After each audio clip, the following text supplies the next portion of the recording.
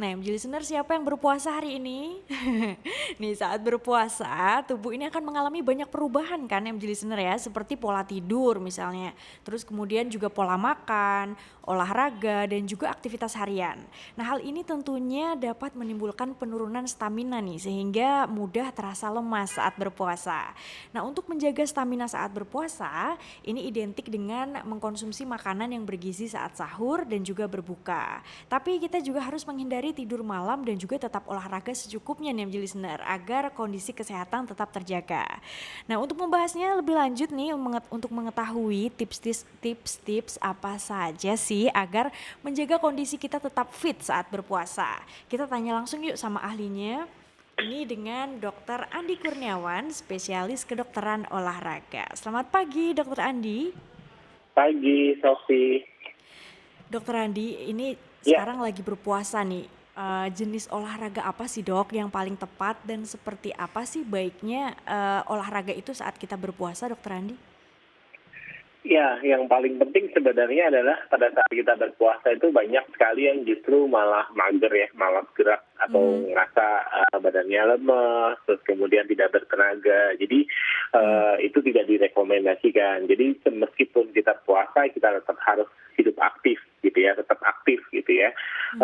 Karena apa? Karena ya kita bergerak, kita berolahraga atau melakukan aktivitas fisik itu tentu saja pasti bermanfaat buat kesehatan tubuh kita gitu. Jangan sampai pada saat puasa, karena puasa kan kita menjalankannya selama 1 bulan lebih. Jadi kalau misalnya Mhm. selama 1 bulan lebih ini kita tidak berolahraga, tentu saja akan terjadi perubahan dalam tubuh kita gitu. Mungkin sih ketika kita berpuasa biasanya berat badan turun ya. Tapi kalau Mhm. misalnya kita tidak berolahraga, bisa saja berat badannya naik.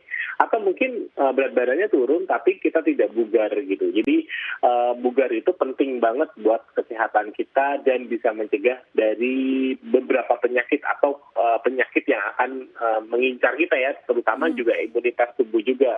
Saat ini juga masih pandemi juga gitu. Jadi harus benar-benar kita punya imunitas yang baik dan badan yang sehat dan fit. Tuh. Iya dok, terus olahraga yang tepat tuh sebaiknya seperti apa dok? Apakah olahraga yang high impact itu disarankan atau tidak dok menurut dokter Andi? Saat Oke, berpuasa begitu ya, takutnya soalnya cairan tubuh kita berkurang dan juga hal lainnya. Oke, ya. Jadi sebelum bicara tentang olahraga, pasti kalau pada saat kita berpuasa itu kan terjadi perubahan waktu makan ya. Artinya Betul. kita waktu makannya hanya pada saat sahur dan buka puasa. Terus kemudian juga kita kekurangan cairan. Artinya selama berpuasa kan kita tidak bisa minum. Jadi risiko dehidrasi itu juga ada. Terus kemudian yang berikutnya lagi adalah kebanyakan kita tuh biasanya kurang tidur karena kan Mhm. kita harus bangun pagi-pagi untuk mempersiapkan sahur. Nah, pertanyaannya adalah sebenarnya olahraganya seperti apa, terus kemudian frekuensinya bagaimana, durasinya berapa lama dan seberapa berat olahraganya itu, dan yang terakhir Mhm. adalah waktu yang tepat kapan gitu kan. Nah, Betul. olahraganya seperti apa? Sebenarnya olahraganya itu harus diusahakan sama ketika pada saat kita tidak puasa gitu. Jadi kalau Mhm. misalnya pada saat kita nggak puasa itu olahraganya lari atau yoga atau apapun itu, kalau Mhm. bisa selama puasa juga tetap dilakukan gitu. Nah, frekuensinya bagaimana? Mhm. Frekuensinya memang bisa saja dikurangin. Jadi kalau misalnya sebelum puasa itu kita 5 kali, mungkin 5 kali dalam seminggu, mungkin kita bisa kurangin, tapi jangan sampai tidak olahraga sama sekali. Mungkin bisa 3 kali dalam seminggu atau 4 kali dalam seminggu. Nah, Mhm. kalau untuk durasi, nah ini durasi ini yang berbeda. Durasinya Mhm. itu disarankan itu tidak lebih dari 1 jam. Jadi cukup 30 menit sampai 1 jam. Jadi memang kalau dari sisi durasi, itu kalau boleh 30% sampai 50% lebih pendek dibandingkan kita berolahraga pada saat sebelum puasa gitu. Jadi kalau Mhm. biasanya 2 jam atau 1,5 jam, sekarang cukup 1 jam. Atau yang biasanya 1 jam, mungkin sekarang cukup 30 menit gitu. Karena Mhm. olahraga pada saat bulan puasa tujuannya adalah untuk menjaga kebugaran tubuh aja, menjaga kesehatan tubuh aja. Kita tidak merekomendasikan pada saat bulan puasa ini justru malah melakukan olahraga-olahraga yang ekstrim yang belum pernah dilakukan sebelumnya gitu. Itu Mhm. tidak disarankan karena tadi ada risiko dehidrasi dan juga ada risiko hipoglikemi atau kadar gula darah tubuh kita itu turun. Nah, seberapa berat atau intensitasnya adalah intensitas yang direkomendasikan itu justru intensitas yang ringan sampai sedang aja. Kita tidak merekomendasikan olahraga yang berat, sangat berat gitu, atau sampai exhausted atau sampai ngos-ngosan, itu tidak direkomendasikan pada saat bulan puasa. Dan yang terakhir, waktunya kapan? Waktunya itu yang paling tepat sebenarnya menjelang berbuka puasa atau setelah berbuka puasa. Menjelang berbuka puasa, kenapa? Karena ya tidak lama lagi setelah kita berolahraga, kita bisa langsung menggantikan cairan ataupun kita bisa makan kan, menggantikan glukosa tubuh kita yang terbakar pada saat kita olahraga. Dokter Andi, berarti kalau untuk jenis olahraganya itu disesuaikan begitu ya dok ya? Atau mungkin ada beberapa jenis gerakan atau olahraga sederhana yang direkomendasikan begitu dokter Andi? Ya, jadi kalau buat yang memang sudah aktif sebelum puasa sebaiknya sama ya, artinya ya disamakan saja, nggak perlu mencari olahraga yang lain. Tapi ketika yang teman-teman yang mungkin nggak pernah olahraga, terus kemudian pingin berolahraga pada saat bulan puasa, olahraga yang direkomendasikan tentu saja olahraga yang intensitasnya ringan sedang, dan pasti tentu saja ada olahraga yang bersifat kardio, karena atau aerobik itu kan bermanfaat buat kesehatan jantung dan paru-paru kita ya, misalnya jalan kaki, jalan pagi, ataupun kita bisa olahraga senam aerobik yang ringan, yang hanya intinya kita jangan malas bergerak, kita menggerakkan tubuh kita. Bisa saja dengan stretching, terus kemudian latihan kekuatan otot yang ringan, dan sambil duduk atau mungkin sambil olahraga di depan televisi, kita nonton YouTube, kita cari olahraga yang intensitasnya ringan dan membuat tubuh kita itu menjadi lebih bugar gitu. Baik Dokter Andi dan juga MG Listener, ini di segmen ini MG Listener juga bisa loh ya bergabung dengan kami di Morning Traffic, dan juga bisa menghubungi di nomor 02158399123 atau bisa melalui WhatsApp di nomor 0811936299. Saya ulangi MG Listener ya, di 0811936299. Ini bisa langsung nanya langsung ke Dokter Andi Kurniawan nih mengenai bagaimana sih biar fit di tengah puasa gitu ya. Tapi sepertinya sudah ada penelpon ini Dokter Andi. Kita boleh sapa dulu ya dok ya? Boleh. Selamat pagi. Halo, dengan siapa? Di mana? Halo, selamat pagi, dengan Nurul di Bogor. Oh, dengan Nurul di Bogor. Mbak Nurul, silahkan pertanyaannya kepada Dokter Andi. Oke, makasih. Selamat pagi Dokter Andi. Saya Nurul. Selamat pagi. Dok, saya mau tanya, ini kan saya lagi hamil di trimester ketiga. Nah, baru kemarin saya udah mulai coba puasa, udah lancar. Nah, hari ini pun saya udah lagi coba puasa, tapi kalau kemarin saya nggak olahraga sama sekali. Biasanya kalau misalnya selama hamil di trimester 1-2, saya yoga dan jalan pagi. Nah, kalau misalnya lagi hamil seperti ini terus puasa, sebaiknya tetap olahraga seperti biasa atau gimana dok tipsnya untuk yang ibu hamil dan berpuasa di trimester ketiga? Itu aja sih dok. Oke. Wow, baik, terima kasih Terima Ibu Nurul, kasih. semoga tetap sehat selalu. Silahkan dijawab Dokter Andi. Ya, ini pertanyaan yang sangat bagus sekali gitu ya. Jadi Mbak Nurul ini sedang hamil di trimester 3 dan olahraganya dan sedang puasa juga. Jadi yang pertama adalah manfaat olahraga itu sangat baik sekali ya.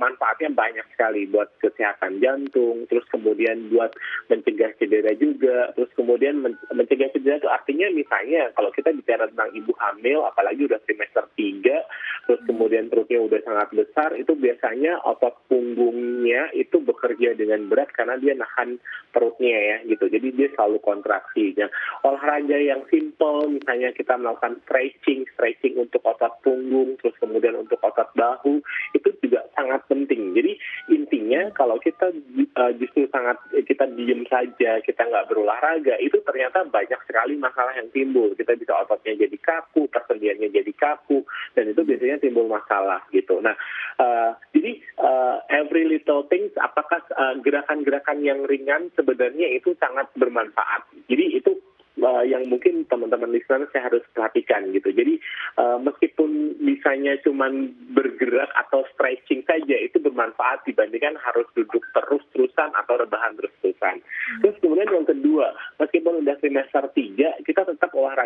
namanya aerobik. Jadi kalau misalnya masih bisa jalan pagi, kita masih bisa melakukan aktivitas senam-senam ringan, itu tentu akan bermanfaat juga, karena ketika kita mempunyai kebugaran kardiorespirasi atau kebugaran jantung dan jantung paru yang bagus, pasti tentu akan bermanfaat.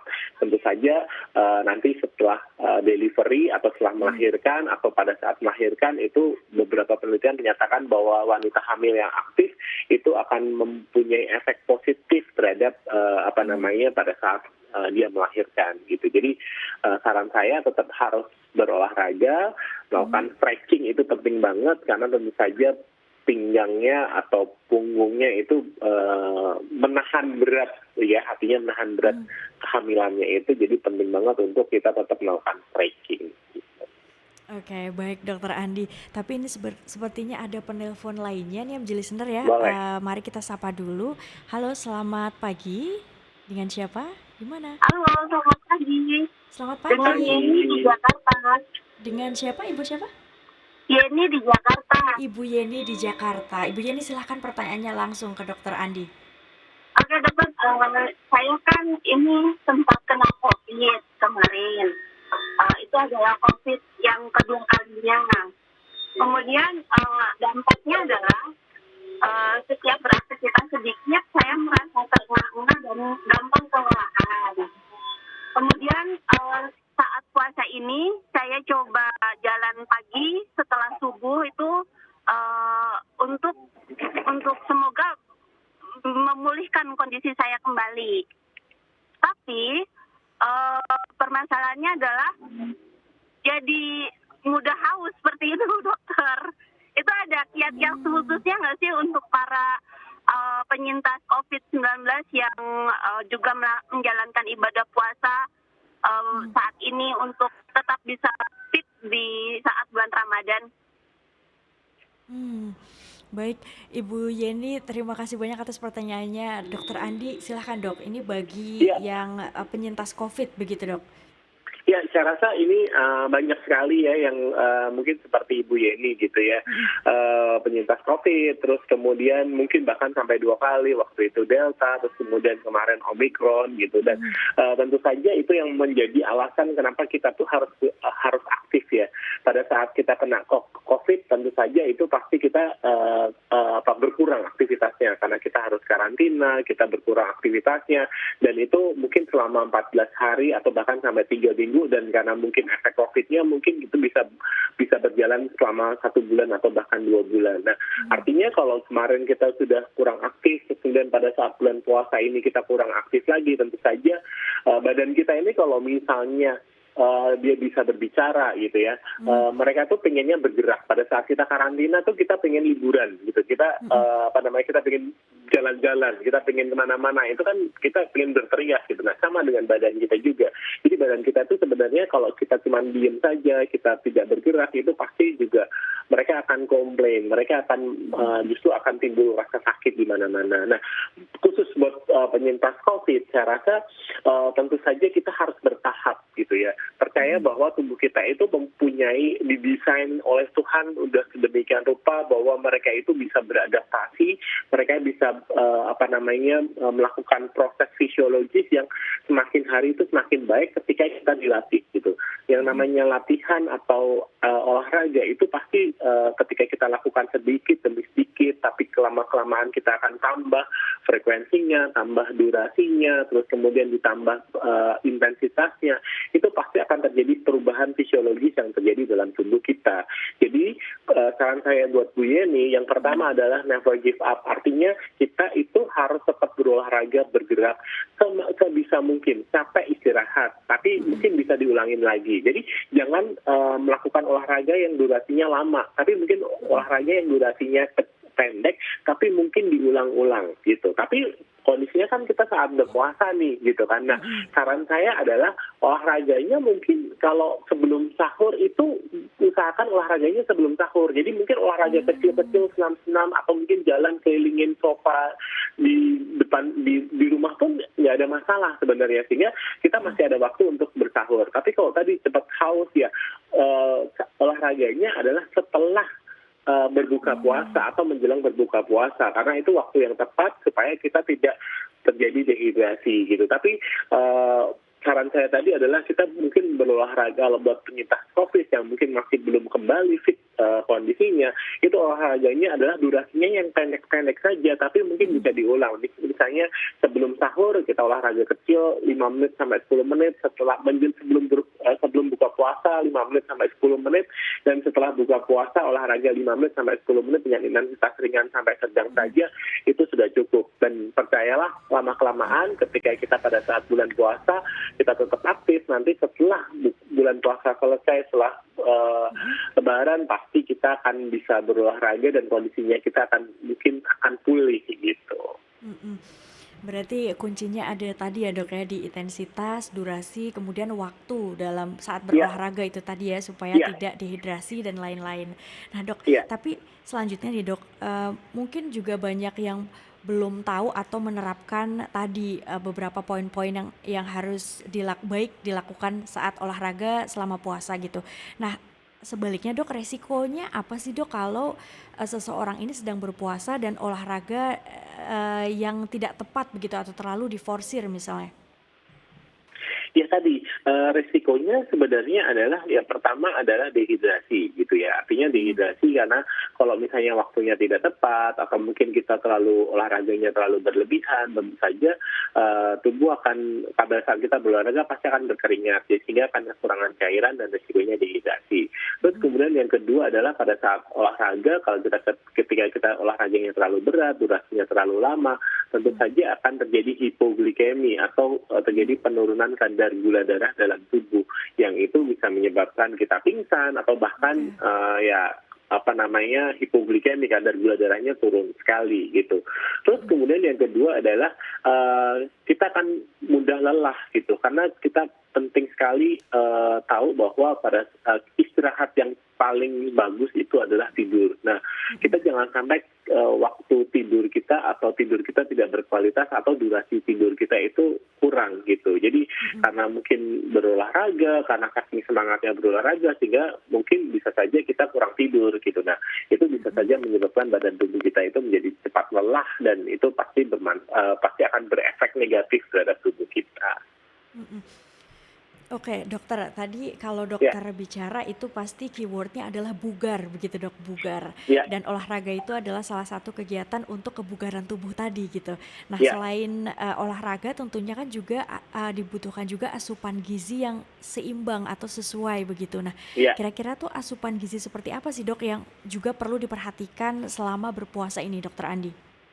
ya, asupan gizi itu penting sekali ya gitu. Jadi tubuh kita itu pasti membutuhkan energi untuk melakukan aktivitas kita, supaya kita tetap aktif, supaya kita tetap bugar, pasti butuh energinya. Butuh energi, dan sumber energi itu adalah dari makanan kita sehari-hari.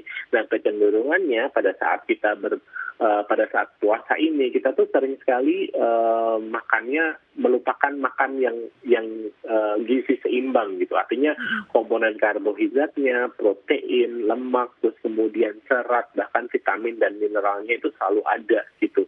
Kadang-kadang kita cuman menu-menu kita itu hanya yang manis-manis, atau mungkin atau mungkin banyak karbohidratnya, atau banyak gorengannya, atau banyak menu-menu yang intinya ya biasa lah ya, menu-menu pada saat berbuka itu kan selalu menarik gitu, dan akhirnya nah itu kadang-kadang kita melupakan hal yang seperti itu gitu. Jadi penting banget kita itu tetap menjaga gizi seimbang, karena gizi seimbang itu penting dalam tubuh kita. Semua komponen karbohidrat penting. Kita juga jangan misalnya nggak makan karbohidrat, kita cuma protein atau itu aja. Jadi semuanya penting, karbohidrat penting, protein penting, bahkan serat itu pun juga penting buat pencernaan kita.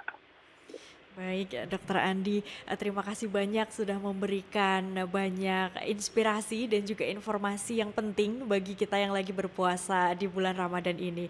Dokter Andi Sama-sama. Kurniawan, dokter spesialis kedokteran olahraga, terima kasih banyak. Salam sehat dan bugar Salam selalu, Dokter sehat, Andi. salam sehat dan bugar juga buat Mbak Sofi. Terima kasih. Sama-sama. Ya.